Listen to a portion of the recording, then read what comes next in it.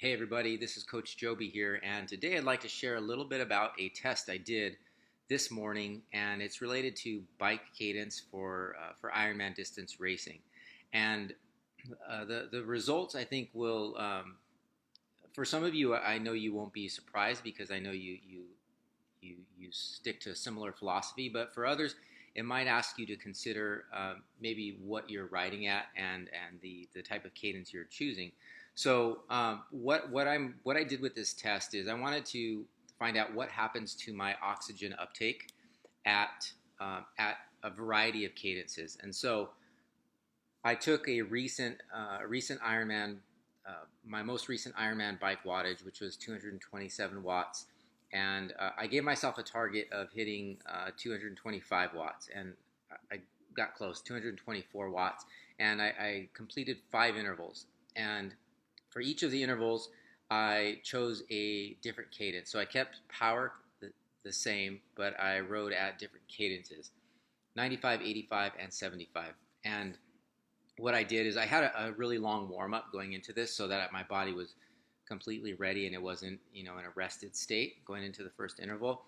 And then between intervals, what I did was I allowed myself to recover, and I didn't go on to the next interval until I could ride a full minute at 115 beats per minute, just as a reference. So I wanted to go in with kind of the same heart rate going into the next interval.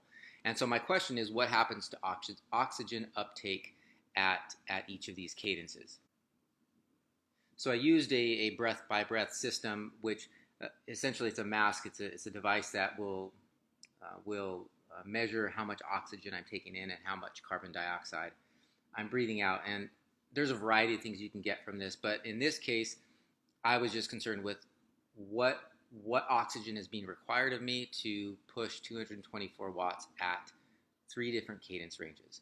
And so I completed the test and I wanted to share the results. And so actually, before I do that, I want to just go over a couple of things. So oxygen uptake, it's also known as VO2, and it's the oxygen uptake per kilogram of body weight. And everybody has heard of VO2 max, and that's the highest rate that you are able to use oxygen.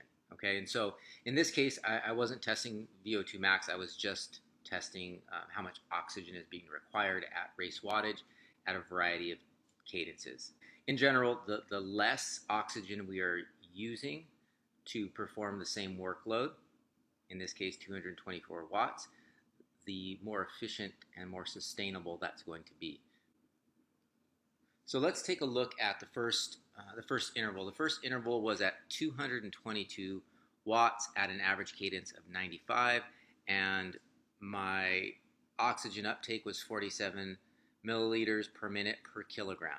Okay, and that was the first interval. Keep in mind, I recovered, allowed my heart rate to stabilize. The next interval was at 224 watts, and that was performed at an average cadence of 85 with a very similar oxygen uptake. The average here was 48 milliliters per minute per kilogram. And then I recovered and I went into the final interval, and that was at 224 watts at 73 RPMs. I tried to hit 75, but when I did, my wattage would really start to jump, and I wanted to make sure that I kept that variable constant across all intervals. So I had to drop my cadence a little bit more. So I finished with an average cadence of 73, and what's significant is the big reduction in oxygen uptake, 42 versus the 47 and the 48. So what does this all mean? Obviously, for me, this is a test that I did on myself, and I'm not suggesting that everybody follows this same format of riding at 75 RPMs. Now, I want to give you a little bit of background on myself as a triathlete. My first 12 to 15 Ironmans I completed at an average cadence of 92 to 96. I was always kind of a spinner and high RPMs, and it worked fairly well for me. But I made the jump to lower RPM, and I want to point out that it wasn't like from one month to the next that I decided to make that jump to lower RPM riding, it took a significant amount of time to train my body to be able to deal with riding at that lower RPM. And so somebody who, let's say, races at 95 like I used to, that might not be that. If we test, you might show that you're more efficient at that higher RPM. But so I'm not suggesting that everybody rides at this intensity, but for me, I just know that I became uh, faster. I pushed more watts. I was able to sustain higher power outputs. The year that I switched to lower cadence riding. So one way that you can test this, obviously, you can come in for a test. I can test you riding at a variety of cadences at set wattages. So that's an option. But let's say that you're out of the area and or you're not able to come in.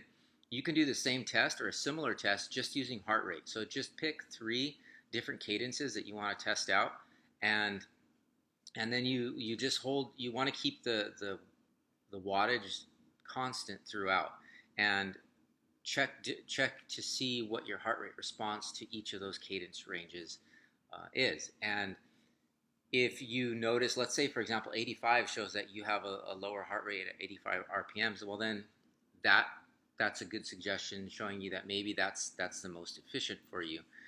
So something to consider. Just because you've ridden at 90 RPMs your entire triathlon career doesn't necessarily mean it's the best for you. And I'm a good example of that. But rather than just going into a races with with a wattage target, you also want to think about what your cadence is going to be and what's most efficient for you and what's going to allow you to save heartbeats on the bike so that you can use those heartbeats on the run where you're going to need it the most, because just about everybody is going to run at a much higher heart rate than they are going to ride. So a couple of things to think about. Now, if we were to extend this test more, what I'm going to do next is I'm going to do the same exact test, but I'm going to reverse the order. I'm going to try starting at 75 RPMs and then go to 85 and then 95. In this case, I started high and I ended low. So and then we can also stretch out the duration of the interval. There's a variety of things we can do to really confirm. I'm not saying that we just trust one test, but there's a variety of things we can do to confirm that yes, this is a good target for an athlete, and let's develop this and let's build into this. So anyway, I wanted to share this with you. I thought it was interesting taking a look at the physiological response of the various cadence ranges for one individual athlete. And like I said, if you're interested in testing and you want to look into this for yourself, just reach out to me and we can set up an appointment for you to come in and be tested. All right, you guys have a good one.